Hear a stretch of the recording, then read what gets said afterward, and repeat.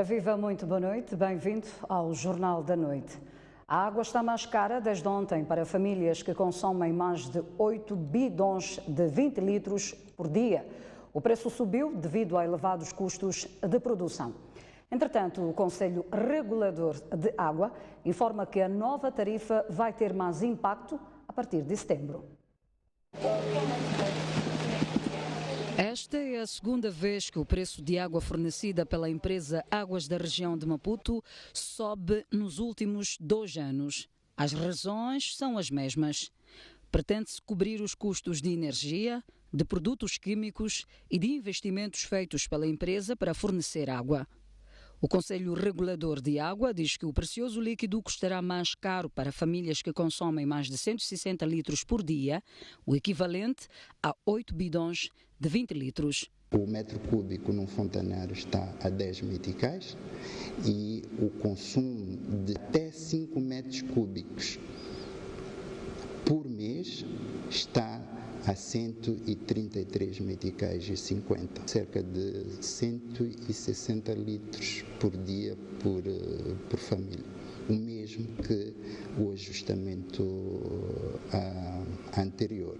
Isso quer dizer que as famílias que consomem mais de 8 bidões de 20 litros por dia poderão passar a pagar mensalmente entre 90,40 a 100,45 meticais mais caro na fatura de água, isso nas cidades, e de 34,57 a 45,78 nas vilas e localidades.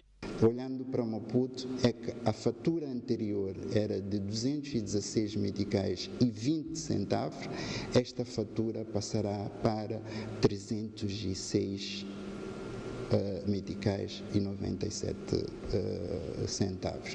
No caso dos sistemas secundários, os tais que abastecem as vilas municipais e sedes distritais, vão passar de 200 meticais para 234 meticais e um exemplo isto é do Alto Moloco, por exemplo, pegando um sistema assim.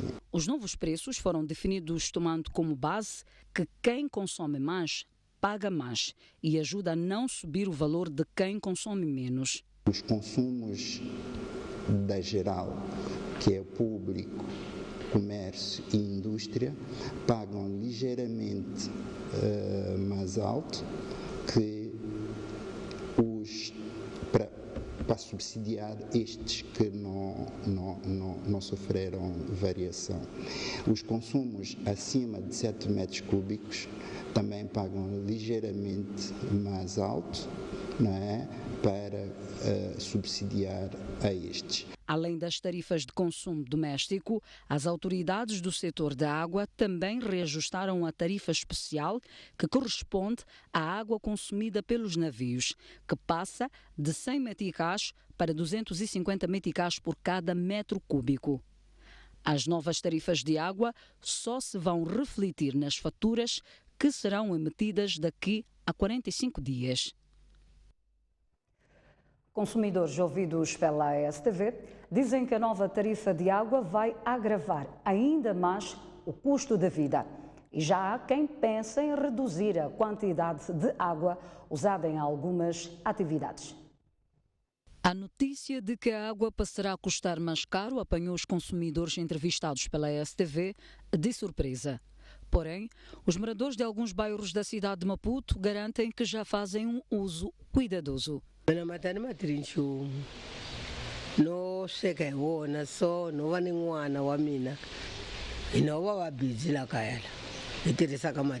Mas ainda assim, Virgínia diz que as suas faturas têm chegado com valores elevados.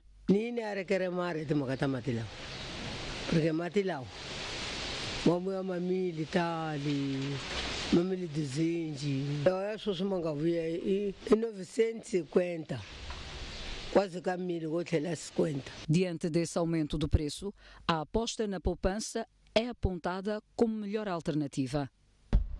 Vou economizar sempre, como vai ser caro, não é? Então, poupar. Mas para quem precisa de água para o seu negócio, tal como o gestor deste car wash, uma das saídas será agravar o preço dos seus serviços. Assim, nós também só podemos aumentar o preço, né? Para conseguirmos pagar água e tudo mais tal. E em termos de poupança, o que é que se pode fazer? Em termos de poupança, em termos de poupança de água, ainda não sei. Não é? O consumo racional é a medida recomendada pela empresa pública de abastecimento de água, que atualmente faz a distribuição durante 10 horas por dia. Combate à corrupção, diálogo na solução de problemas e a necessidade de aumentar a produção são as principais mensagens deixadas pelo Presidente da República em Angônia, hoje, terceiro dia de visita à província de Tete. Desceu do helicóptero por volta das 10 horas, dispensou a viatura protocolar e decidiu caminhar lado a lado com a população de Angônia, que afluiu em massa para assistir ao comício do Presidente da República.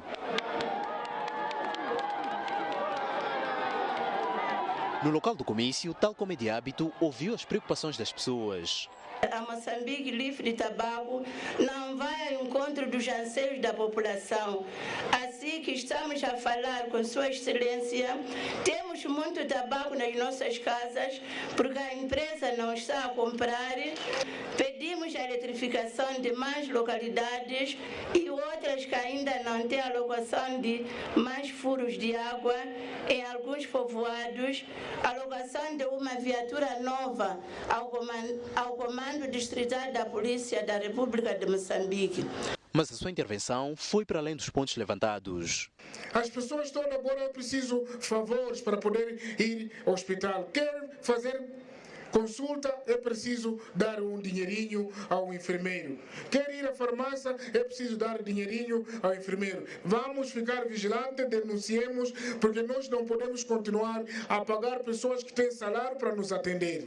Sobre o fato de o empresariado local não comprar a produção de Angônia, Filipe Nhusi aponta como caminho para este problema o diálogo. Vamos falar. Aquela coisa de diálogo, de falar, ajuda muito. Não é só com a Renamo ou com outro. Entre todos os aspectos é preciso falar.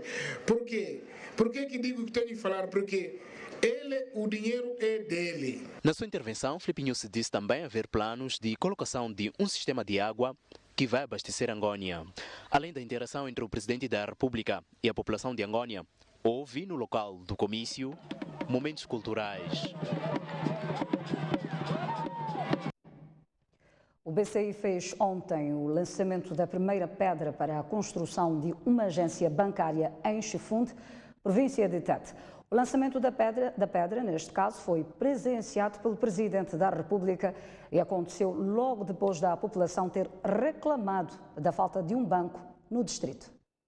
Pedimos alocação de banco comercial para guardar o nosso dinheiro no posto administrativo de Maladzi, na localidade de Encanta. Não tardou chegar a resposta para a preocupação apresentada pela população de Encanta, posto administrativo de Moaladzi, em Chifunde, província de Tete. Na presença do Presidente da República, foi feito o lançamento da primeira pedra para a construção de uma agência bancária neste ponto. É a primeira em Encanta e é a 10ª agência que vai ser erguida no âmbito do programa Um Distrito, um Banco. Só é possível hoje estarmos aqui e termos alcançado este ritmo de lançamento de novas agências bancárias em distritos rurais, porque o governo que Vossa Excelência preside decidiu lançar um programa em que subsidia o lançamento destas agências, onde uma lógica puramente comercial não permitiria que com esta velocidade aqui estivéssemos. Na sua intervenção, Filipe Nhusi disse esperar que a construção de uma agência bancária em Encanta seja justificada com o aumento da produção. Queremos encorajar a província, o governo da província, para continuar a motivar a produção. Queremos pedir para que a população do distrito de Chifunde justifique o banco que vem de forma prematura em termos do nosso horário, calendário de banco para este distrito. Aceleramos exatamente para responder à vossa solicitação, mas a solicitação feita através de produção, não de simples emoções ou pedido porque querem ter mais um banco como os outros têm. Vocês pediram com atos, com a produção, queremos vos felicitar. E no comício que o Presidente da República orientou na mesma localidade, a população pediu mais professores e melhores condições de serviços de saúde. E em que o Presidente da República vem apelando ao aumento da produção, a população daquele distrito reclama da falta de um mercado para a comercialização de produtos. Ainda em Chifunde, o Presidente da República dirigiu uma sessão extraordinária onde questionou a fraca produção do distrito. Filipe Nunes disse que há dirigentes locais que nada produzem, não vale a pena continuarem a ocupar cargos. A sessão do governo distrital de Chifunde foi antecedida pela recepção do Presidente da República na vila-sede do distrito, onde teve uma curta interação com a população. Aqui, Filipe Nunes destacou a necessidade de combater a malária, doença que mais mata em Moçambique. Há muita malária aqui, neste distrito. Vamos não deixar a água ao lado das nossas casas, porque ali põe ovo, nasce mosquito. Quando nos dão rede mosquiteira, temos que usar, mas também quando aparece um programa para poder pôr medicamento, aquilo que chama fumigação, pôr medicamento, não neguem. Vamos, porque os outros que vivem lá nas cidades não têm muita malária porque aceitam isso, mas também quando tem malária, aceita ir ao hospital para curar primeiro e rapidamente. Seguiu a sessão do governo distrital, na qual foi apresentado o desempenho de Chifunde. Entretanto, a fraca produção de receitas não agradou ao estadista moçambicano.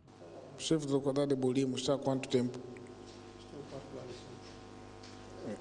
Acho que não dá a ele, né? Porque ele chegou lá, as receitas estavam 20. Em 2016. 2017, as receitas baixaram para 16. E este ano está a baixar para 11. Acho que não dá. Não está a produzir isso. Vocês não podem ver só pessoas porque só está a falar nas reuniões, mas quando não dinamiza a produção, não vale a pena esse tipo de quadros. Mas não são só receitas que reduziram. A produção de gado reduziu, o número de pessoas que assistem a aulas de alfabetização também reduziu e Filipe Nunes quis entender as razões destas mudanças. Explica lá essa coisa de bovinos aumentou, os caprinos e aves baixaram, por quê? Se dizem que é fácil criar cabrito do que boi, e baixaram por quê? No caprino, até diria que não baixou, só que... Os teus números são 22 mil no outro ano, e este ano 18 mil. Sim, o que aconteceu, Excelência, é que os nossos criadores não se fizeram presentes na hora do arrolamento. Por que está a reduzir a aderência à alfabetização?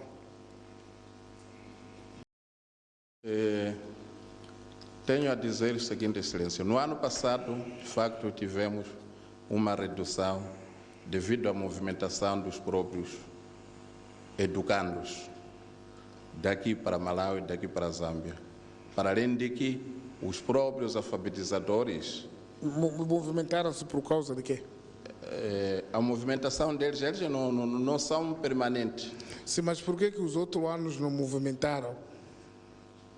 Não são permanentes, sim, mas por que em 2016 para 2017 não movimentaram? Então por que movimentaram agora? O que faz com que se movimente? Queremos perceber como governo. Enfim, o estadista moçambicano pediu informação mais clara sobre o desempenho do distrito de Chifunde, local que escolheu para o seu trabalho neste segundo dia de visita à província de Tete. Feira Filipe Nunes manteve encontro com operadores hoteleiros e do turismo de Tete, que pediram uma escola vocacionada à formação na área do turismo e a redução de taxas. Sentimos desnível de consideração no tocante ao pagamento das taxas, por atividades económicas por serem estas bastante elevadas. em relação ao mesmo ramo na cidade de Tete. Porque que o combustível que é desembarcado no Porto do Maputo e é desembarcado no Porto da Beira é mais barato na Beira e no Maputo, e a energia que é produzida em Tete não é mais barato para aqueles que estão a 2 metros de onde está a energia. Na sua intervenção, Filipe Nhusi disse que o turismo se faz com inovação e que Tete é uma província com potencial para o efeito. Sobre a escola do turismo, não há problema, façam lá a escola. Os pagamentos das taxas, não é a primeira vez que estou a ouvir isso, eu escutei errado, escuto muito a RM, também a nossa marca. Eu ouvi você a falar sobre esse assunto, só acho estranho, isso nem é assunto de um presidente. Ir regular tarifas, só atravessa Rio aqui 50, ali 150, não faz sentido. Não faz sentido, tem que se encontrar um equilíbrio. E resolva-me lá isso, não sei isso em que área, eu consigo, Rajanta? Eu como município. Refira-se que Tete tem 214 empreendimentos turísticos. Seguimos com mais informação no Jornal da Noite. A figura de presidente do Conselho de Administração das Linhas Aéreas de Moçambique está temporariamente extinta. O ministro dos Transportes e Comunicações diz que o atual diretor-geral tem plenos poderes executivos. O ministro dos Transportes e Comunicações disse que o novo modelo de gestão na empresa Linhas Aéreas de Moçambique, LAM, confere plenos poderes executivos ao diretor-geral da companhia. A ideia, segundo Carlos Mesquita, é tirar a empresa do buraco em que se encontra, com vista a responder aos desafios do mercado. Queremos uma LAM sustentável. Tem uma responsabilidade de apresentar resultados durante os 18 meses. Resultados em várias perspectivas, não é? Primeiro precisa apresentar um programa de reestruturação da empresa. Quando estou a falar de resultados, não estou efetivamente... O ideal seria já apresentar lucros. É isso que todos nós queremos. Mas acredito que com a experiência que o diretor-geral nomeado tem, vai ajudar a encurtar algumas distâncias daquilo que são os grandes indicadores de eficiência. Sobre a extinção ou não da figura do presidente do Conselho de Administração, Mesquita diz tratar-se de uma medida de reestruturação na gestão da empresa, recriando um modelo já usado no passado, cujos resultados foram positivos. Em princípio, elimina-se, sim, como já disse, antes existia um conselho de administração não executivo, depois havia uma comissão executiva e depois existiam, como existem nos diretores por funções. Hoje temos só um diretor-geral e os diretores por funções.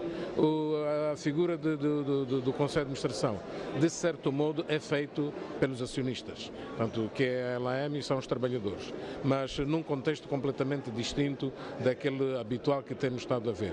Quase 2 décadas após extinguir o cargo de diretor-geral da LAM, o Estado decidiu recriá-lo e nomear o experiente engenheiro João Carlos Jorge. O novo homem forte da empresa Linhas Aéreas de Moçambique tem 34 anos de experiência em operação e gestão em várias companhias aéreas. A sua carreira profissional iniciou em 1985 como engenheiro mecânico na LAM e já desempenhou cargos de relevo no exterior, com destaque para os Estados Unidos da América. E a aviação civil moçambicana enfrenta dificuldades de responder à procura por parte de transporte aéreo dos megaprojetos da indústria extrativa. O setor está a ser confrontado com a necessidade de dar melhor resposta a uma maior mobilidade de equipamentos. É perante a dificuldade de resposta à procura de transporte aéreo que o ministro dos Transportes e Comunicações, Carlos Mesquita, diz que a aviação civil moçambicana deve refletir sobre a nova era e estabelecer os melhores caminhos para atender às exigências específicas dos megaprojetos. Atualmente, a aviação civil moçambicana é chamada a reposicionar-se para atender à crescente demanda de transporte de equipamentos e de técnicos empregos na construção das plataformas para a exploração do gás da bacia do Rovuma. O governante desafia, no entanto, os operadores aéreos nacionais a privilegiarem parceiros internacionais para responderem aos padrões dos serviços exigidos pelas multinacionais da indústria de hidrocarbonetos. Reafirmamos a nossa estratégia da abertura do mercado doméstico nacional. Contudo, o setor privado defende reformas legislativas e fiscais na aviação civil. A CTA quer desta revisão que resulte uma isenção dos direitos aduaneiros na importação de aeronaves e seus acessórios. Estas declarações foram feitas esta quarta-feira na conferência sobre a necessidade de transporte dos megaprojetos, um evento organizado pelo Ministério dos Transportes e Comunicações. Nini Satar chegou hoje em Maputo sob fortes medidas de segurança. A polícia fez de tudo para que não fosse captada a sua imagem e mais tarde o Serviço Nacional de Investigação Criminal deu uma conferência de imprensa onde explicou que o arguido é acusado de raptos cometidos depois de ter beneficiado de liberdade condicional. Ao lado de 2 agentes da polícia da Tailândia, Nini Satar seguia a viagem com destino à cidade de Maputo, onde chegou pouco antes das 14 horas desta quarta-feira, antes da chegada do avião que transportava um dos criminosos mais procurados em Moçambique. Várias unidades da polícia já se encontravam no Aeroporto Internacional de Maputo. Em posições estratégicas, estavam posicionados carros blindados da polícia, sob um olhar atento dos jornalistas, que, sem informação precisa, iam procurando o ponto em que o mesmo iria sair.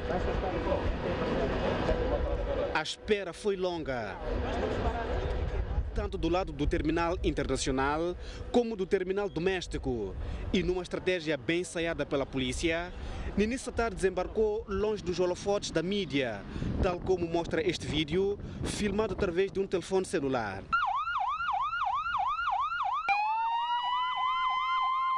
A única imagem que conseguimos captar foi o momento em que saíam estes carros da polícia, em contramão, sob forte escolta de agentes à paisana. 2 horas depois, o Serviço Nacional de Investigação Criminal falou em conferência de imprensa do repatriamento de Nini e destacou os crimes de que o mesmo é acusado. As investigações para a sua detenção foram levadas a cabo em coordenação com seus congêneres, uma vez que o mesmo é indiciado da prática de variados tipos legais de crime nesses estados. O mesmo foi detido usando um passaporte falso, falsificado neste caso, em nome de Saim Momad Aslam. Importa realçar que o cidadão acima indicado é ainda iniciado em processos de crime cometidos na vigência da liberdade condicional e os mesmos estão em curso na Procuradoria da cidade de Maputo, cuja instrução preparatória se encontra em estado muito avançado, faltando apenas algumas diligências e uma delas é a audição do arguido. Podemos desde já informar que são processos relacionados com associação para delinquir, roubo e raptos, onde o indiciado, aliás, o indivíduo em causa é indiciado como sendo o autor moral. O nome de Nini Satar é citado também pela imprensa sul-africana, que o associa a crimes de raptos e cárcere privado naquele país. Bom, nós acompanhamos pela imprensa essas informações. De momento, houve algumas trocas de informação, mas de forma informal. Nós estamos à espera que a África do Sul nos comunique formalmente sobre o que está a passar naquele país, que é para nós podermos tomar os devidos procedimentos. Nini Satar sempre fez questão de demonstrar nas redes sociais a vida abastada em que vivia fora do país. Neste vídeo, ele destaca a fortuna que tem. Graças a Deus, tenho investimentos no mundo avaliados em cerca de 500 milhões de dólares. Depois de desembarcar em Maputo, Nini foi encaminhado ao estabelecimento penitenciário de máxima segurança, onde retoma o cumprimento da pena de 24 anos de prisão, condenado pelo envolvimento no assassinato do jornalista Carlos Cardoso. Quando beneficiou da liberdade condicional em 2014, Satar havia cumprido apenas 13 anos. Um pastor da igreja Johan Marang encontra-se detido no distrito de Gondola, acusado de ter casado com uma menor de 8 anos. O indiciado deverá responder pelo crime de abuso sexual de menores. Tem apenas 8 anos. Encontramos-la a brincar com um passarinho que apanharam no recinto do Comando Distrital de Gondola. É por brincadeiras como esta, que já não passava a ter direito porque tinha que cuidar de marido, este senhor, pastor de uma igreja, que foi detido após populares denunciarem que tivera ela como terceira esposa. O acusado confirma tal ato e diz que foi entregue a menor pelos próprios pais. Comprei pastas, mais 2 pratos, capulanas, pomadas, sabonetes, muita coisa. Então eu fui lá, encontrei, papai está aí, mamãe também está aí, então mamãe eu venho. Então eu começo a conversar com essa criança, a criança disse que não tem problema. Não tem problema, está bom. Pai, isso aqui... Ela tem quantos anos? Qual é? Ela, essa mulher que você quer casar. Já que o ano dele eu não estou a conhecer, não sei que pai dele pode conhecer, porque não perguntei, eu não sei, você tem quantos? Você tem quantos anos? Eu fui nascido em 1978. Mas sabe que ela é criança? Não. O pai, por sua vez, desmente, alegando que apenas se deu a filha para acompanhá-lo na igreja. É só a gente está pedindo. Mas não é escola, a gente está pedindo quando não foi songano. Ele veio pedir-me a criança para ir com ela à igreja. Cedi, do resto, tudo o que se fala aqui é mentira. Juro por Deus. Enquanto os dois estão detidos, decorrem exames médicos para aferir se a menor goza de boa saúde. Enquanto isso, 17 crianças entre 8 e 14 anos foram resgatadas de casamentos prematuros numa ação conjunta em Gondola. A informação foi tornada pública durante a 10ª sessão ordinária do Parlamento Infantil Distrital de Gondola pela vice-presidente daquele órgão. A Amália Josias diz estar-se a fazer de tudo, junto dos parceiros, para colocar ponto final a estas situações que atentam contra os direitos da criança. O Parlamento Infantil tem trabalhado para melhorar a vida da criança e recuperar aquelas crianças que vivem em casamentos prematuros. Quantas crianças até agora recuperadas? 17 crianças que viviam em casamentos prematuros e também que em situação extrema e contínua de abuso sexual. Já o governo distrital de Gondola diz que tem estado a trabalhar arduamente para identificar os abusadores de menores, apontando que só este ano pelo menos 6 foram retiradas do casamento e devolvidas à escola. Este assunto de casamento prematuro, nós como membros do governo estamos ao nível do mais alto, eu refiro-me a esse senhor administrador, tem difundido seriamente sobre as consequências dos casamentos prematuros. Graças ao trabalho empreendido pelo governo junto aos seus parceiros, conseguimos resgatar 6 crianças e simplesmente uma criança que não conseguimos, uma vez que os pais, depois de fazerem todo o processo de lobolo junto à família, o marido acabou transferindo para o distrito de Gorongosa. Na mesma ocasião, as crianças convidaram as instituições da administração da justiça para saber do estágio do esclarecimento de casos de abuso e violação dos seus direitos e ficaram a saber que pelo menos 14 pessoas já foram responsabilizadas por tais práticas.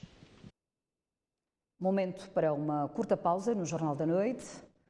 Voltaremos dentro de instantes. Até já.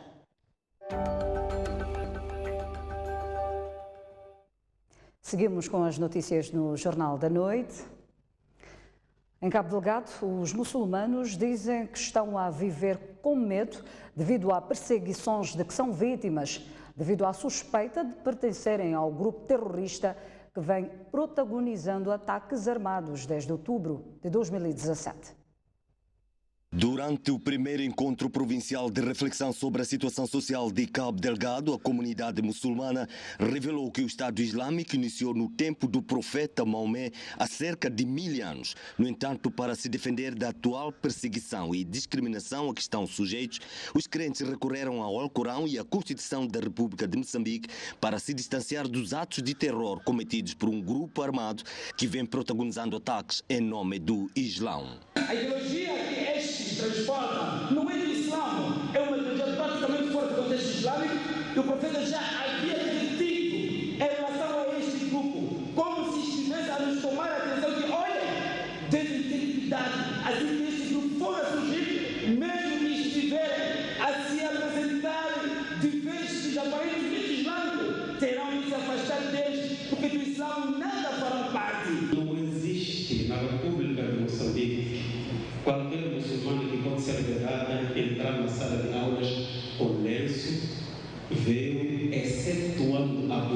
Agora pergunto,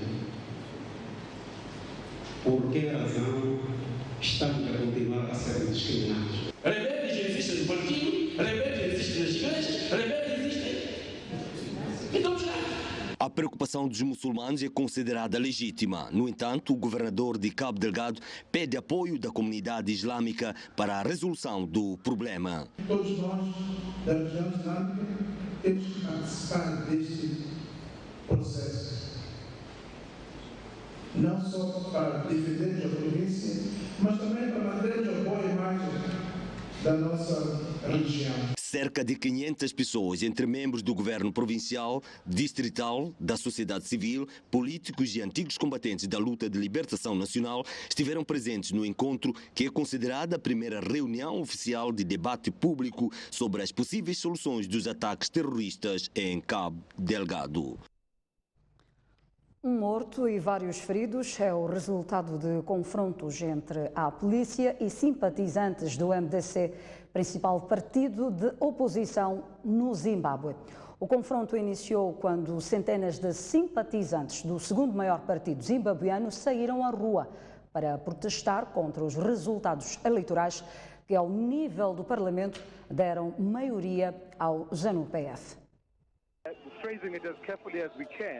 Milhares de apoiantes do principal partido da oposição no Zimbábue, o MDC, saíram hoje à rua para manifestar desagrado com os resultados eleitorais divulgados hoje pela Comissão Nacional Eleitoral, que dão vitória esmagadora à ZANU-FP ao nível do Parlamento.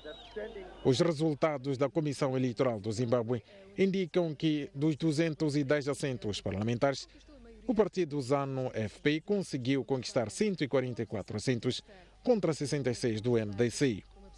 Os apoiantes do maior partido da oposição consideram que estes resultados estão manipulados e, para mostrar desagrado, saíram à rua para protestar.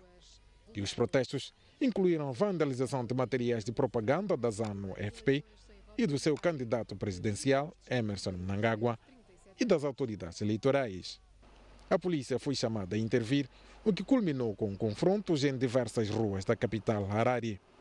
As forças de segurança do Zimbábue usaram canhões de água, gás lacrimogéneo e, por vezes, balas reais para dispersar os manifestantes. Mas, no meio dos confrontos, um homem foi baleado mortalmente, alegadamente pelo fogo policial. No meio dos confrontos, Nelson Chamisa, principal líder da oposição, insiste ter vencido as eleições presidenciais e parlamentares. Obrigado, Zimbábue. Estou agradecido pelo apoio que vocês deram a mim como candidato presidencial. Nós conquistamos o voto popular. Vocês votaram na mudança nestas eleições. Juntos vencemos estas eleições.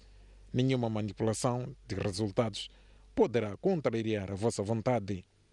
Enquanto isso, o presidente Emmerson Mnangagwa pedia calma a todos. Neste momento crucial, apelo a todos para desistir de declarações provocativas.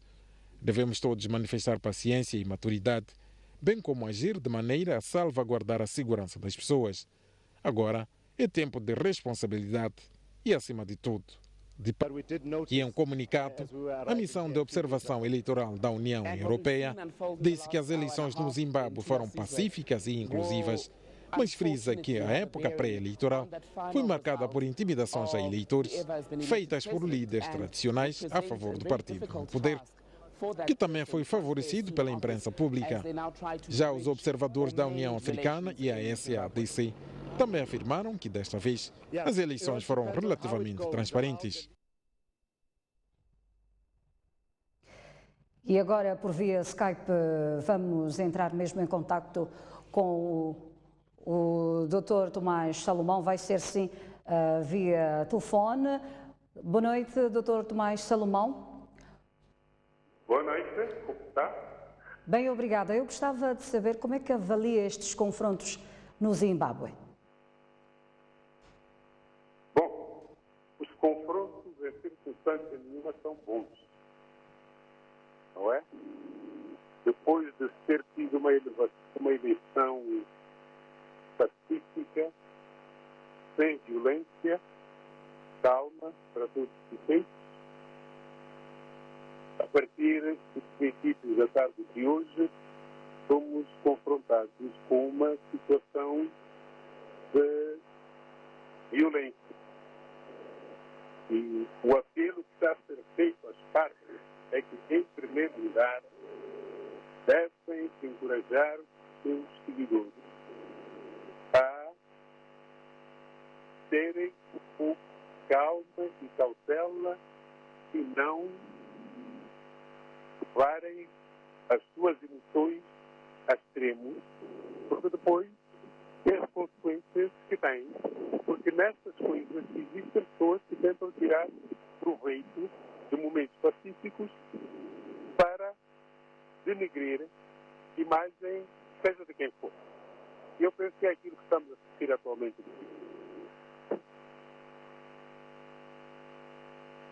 Sim, Dr. Tomás, estamos a ouvir? Estou a ouvir. E estes confrontos resultam mesmo na morte de uma pessoa. Morreram 3 pessoas. 6 pessoas. 3 pessoas. 3 pessoas. 3 pessoas. E existe um número ainda por ser certificado de pessoas, portanto, como eu tenho de dizer, feridas, não é? Portanto, não temos os números definitivos, mas pessoas mortas são, de certeza, tristes. O que é que se pode esperar daqui até a data do anúncio dos resultados oficiais? O apelo que todos os observadores, sem exceção, estão a fazer aos partidos políticos, aos candidatos, é transmitirem aos seus seguidores uma mensagem de se acautelarem e não se envolverem em manifestações violentas. Porque tudo isto começa quando alguns participantes na manifestação começam a atacar e a destruir propriedade privada de pessoas. Obviamente que aí as autoridades tiveram que intervir. Então, depois de termos tido um processo tão calmo, tão pacífico, não se pode aceitar, não é? Que pessoas que são até marginais deste processo tirem proveito disso para, em nome de alguém, em nome do candidato, neste caso do extremista, não é? Provoquem atos de violência. Porque eu creio que até nem foram mandatados por extremistas. Mas o oportunismo levou-lhes aí. Seja como for, num caso e no outro, aquilo que se deve fazer é parar com a violência, porque não se pode voltar ao cenário de 2020. Muito obrigada, Dr. Tomás Salomão, então, a nos falar diretamente do Zimbábue, onde confirma neste caso, 3 mortes no Zimbábue. E alguns zimbabueanos também, em Maputo, protestam esta vitória, não é, da ZANU-PF na Beira. Zimbabueanos residentes na cidade da Beira estão mesmo revoltados e insatisfeitos com a situação dos resultados oficiais das eleições gerais realizadas então esta segunda-feira em Zimbábue. Se fosse, estava claro, eu podia gostar. O problema é esse de ZANU-PF. Outra província está a ganhar, outra província está a roubar. Estamos cansados. 38 anos, esse ZANU-PF. Não está a fazer nada. Nós queremos mudar. Quero criança, esse menino está a começar a crescer. Para mudar o presidente mesmo. Estamos cansados com o velho. Nós queremos mudar. Quer esse jovem está a crescer agora para mudar nosso país. Estamos cansados. Está a sofrer e vender mazoe, amandui, quer ficar com a criança em casa, descansar e ver nossas crianças. Agora não tem como, com esse sofrimento. Ele está a roubar, continuar a roubar, nós estamos a sofrer. Já o House na vitória de Emmerson Mnangagwa no Zimbábue, mas diz que este deverá aprender a conviver com uma oposição forte.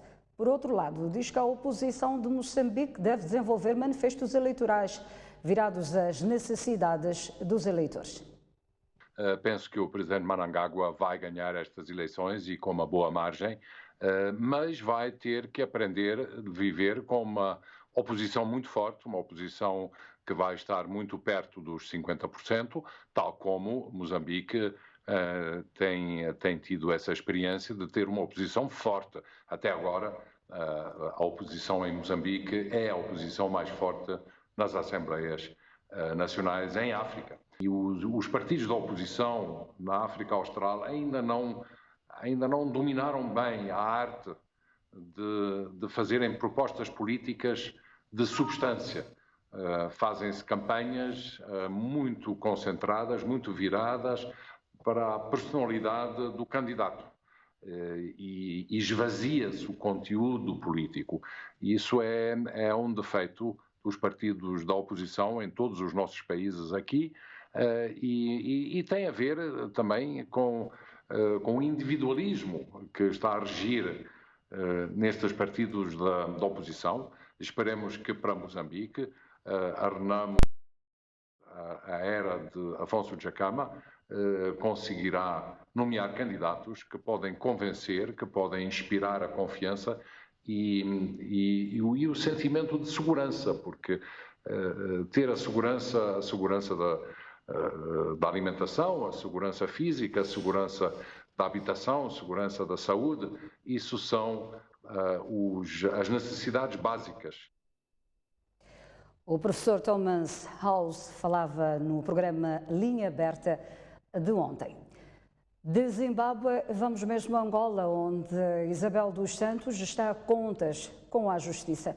A Procuradoria-Geral da República chamou a filha do antigo presidente angolano para responder ao inquérito sobre sua gestão na empresa Sonangol, da qual foi PCA. A Procuradoria-Geral da República de Angola notificou a empresária Isabel dos Santos para prestar declarações no âmbito de um inquérito sobre a sua gestão à frente da empresa Sonangol. Num comunicado à imprensa, a filha do ex-presidente José Eduardo dos Santos disse surpreendida por ter recebido da notificação terça-feira através da imprensa angolana. A PGR abriu um inquérito em março passado para apurar as denúncias feitas por Carlos Saturnino, atual presidente do Conselho de Administração da empresa pública de exploração de petróleo e gás natural do país. E Saturnino acusou Isabel dos Santos de transferir mais de 38 milhões de dólares para uma empresa no Dubai, poucos dias depois de ter sido exonerada pelo atual chefe de Estado angolano, João Lourenço, em novembro de 2017. Quando o processo foi aberto, Isabel dos Santos negou as acusações e considerou-as infundadas. A empresária desafiou o atual presidente da Sonangol a apresentar a admissão, acusando-o de procurar buscar um bode expiatório para esconder o passado negro da empresa, realizando o fato de ter encontrado a Sonangol em falência quando tomou posse em 2016. Mais uma curta pausa no Jornal da Noite, mas antes já a previsão do estado de tempo para as principais cidades do país. Começamos mesmo pela Zona Sul, onde Maputo vai registrar uma temperatura máxima de 25 graus e uma mínima de 12. Xai-Xai poderá registrar uma temperatura máxima de 24 graus e uma mínima de 15. Inhambane poderá registrar uma temperatura máxima de 26 graus e uma mínima de 16. Para a Zona Centro, Beira poderá registrar uma temperatura máxima de 28 graus e uma mínima de 16. 29 graus de máxima, 10 de mínima para Chimoio. Tete, 31 graus de máxima, 18 de mínima. Limana espera-se uma temperatura máxima de 30 graus e uma mínima de 15. Já para a zona norte do país, concretamente em Nampula, espera-se uma temperatura máxima de 29 graus e uma mínima de 17. 28 graus de máxima, 18 de mínima, espera-se para Pemba. Lexinga com 27 graus de máxima, 10 de mínima. Aguardo por si logo após o intervalo. Até já. Pela Índico Seguros. Seguimos com o desporto no Jornal da Noite. O governo da cidade de Maputo homenageou esta terça-feira a equipa sénior feminina de basquetebol do Clube Ferroviário de Maputo pelas recentes conquistas na bola ao cesto. Depois da brilhante participação e conquista do segundo lugar no último campeonato africano de clubes e mais recentemente a conquista da Engen Maputo Basket e do Campeonato Nacional de Basquetebol, ficou evidente para o governo da cidade de Maputo que as locomotivas merecem uma distinção. Yolanda Cintura enaltece a organização competitiva disponibilizada às atletas. Este feito, caros presentes, traduz o trabalho realizado pela direção do clube, pelas atletas, pelos treinadores e pela massa associativa na materialização dos objetivos desportivos traçados para o alcance das conquistas e que orgulham a nossa cidade.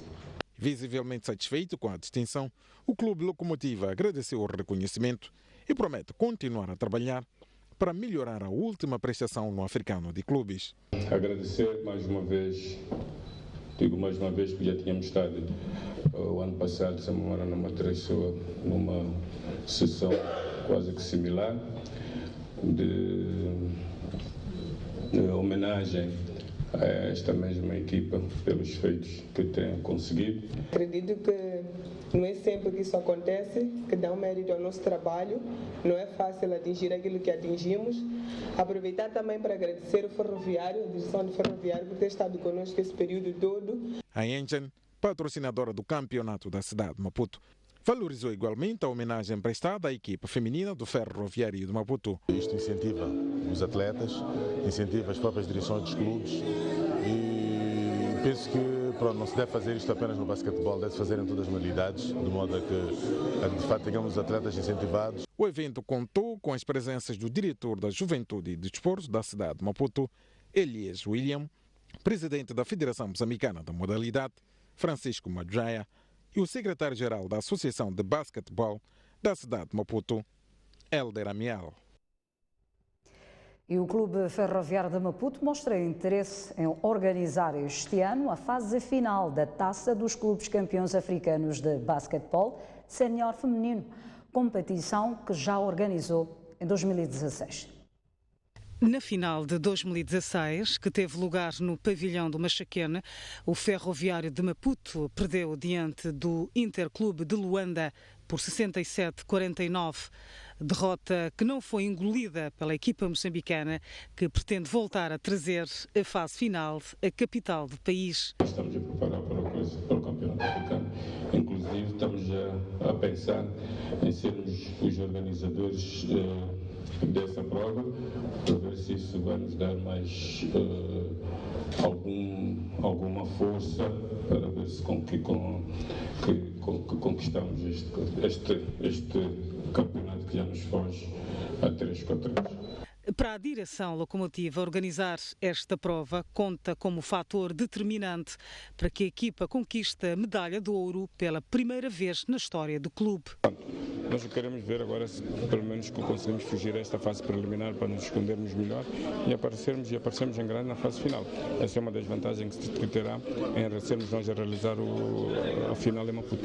A disputar-se em Maputo, a prova aumentaria a responsabilidade das atletas que assumem a vontade de contar com o apoio do público. Acredito que é uma boa nova saber que queremos organizar aqui. Sabemos que teremos mais trabalho, mas também mais suporte. A nossa família será do nosso lado e Moçambique também. Esta convicção foi dada durante a cerimónia de homenagem à equipa sénior feminina de basquetebol do Ferroviário de Maputo pelo governo da cidade de Maputo. O Incomate de Chinavan venceu hoje a Liga Desportiva de Maputo por 2-0 em jogo da 20ª jornada do Moçambola 2018. Os 2 golos dos açucareiros foram marcados por Dudu. De terminar antes da data limite das entrou melhor em combate de Chinavani, que desde os minutos iniciais foi causando perigo à baliza contrária.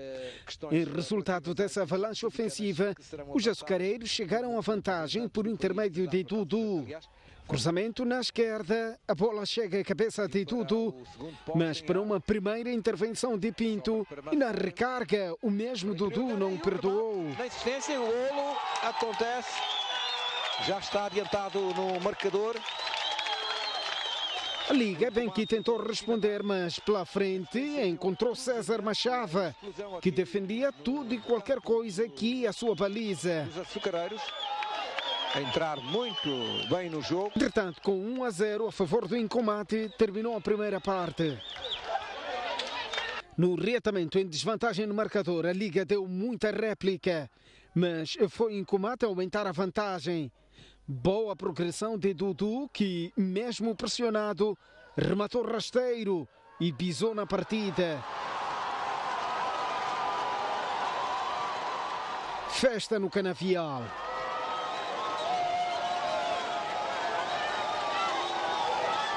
Só trabalhamos a parte psicológica, os miúdos, informamos a eles que no futebol é feito de resultados maus e bons, e nos maus momentos a gente consegue estar, e nos bons momentos não sei como vamos conseguir trabalhar, não vamos perder a cabeça, humildemente vamos continuar a trabalhar para ganhar mais jogos. Os erros assim pagam-se caros, nós perdemos por infantilidade no segundo golo, podíamos ter chegado ao empate mesmo no final se tivesse 1-0 e ficou mais difícil assim. O Incomate desloca sábado a Songo para realizar o jogo em atraso diante dos hidroelétricos, a contar para a 17ª jornada. Para assinalar... Já o 1º de Maio de Climane venceu esta tarde o Teste África do Chimoio por uma bola sem resposta. Antes do início do jogo, assistiu-se a cenas desagradáveis, não dignas de futebol.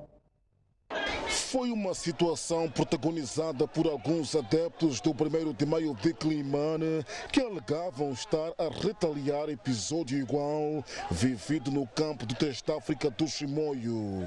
Sucede que justamente quando adeptos e jogadores do Teste África entravam no recinto do jogo, os adeptos começaram a lançar água e sal, o que naturalmente causou desconforto por parte da equipa visitante.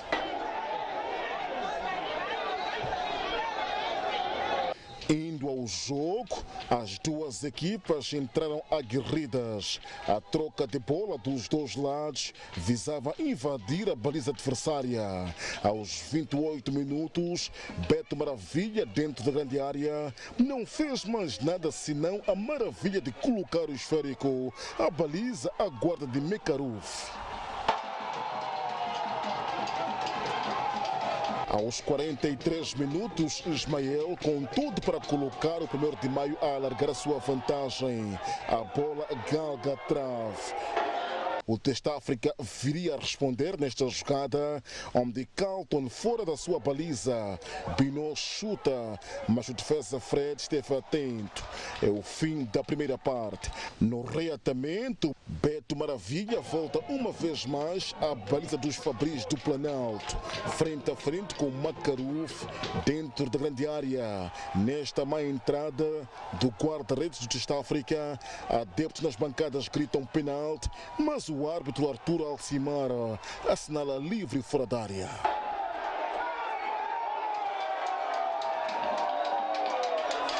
Bem no final do jogo, o Teste África chega ao gol de igualdade, mas a arbitragem marca fora de jogo.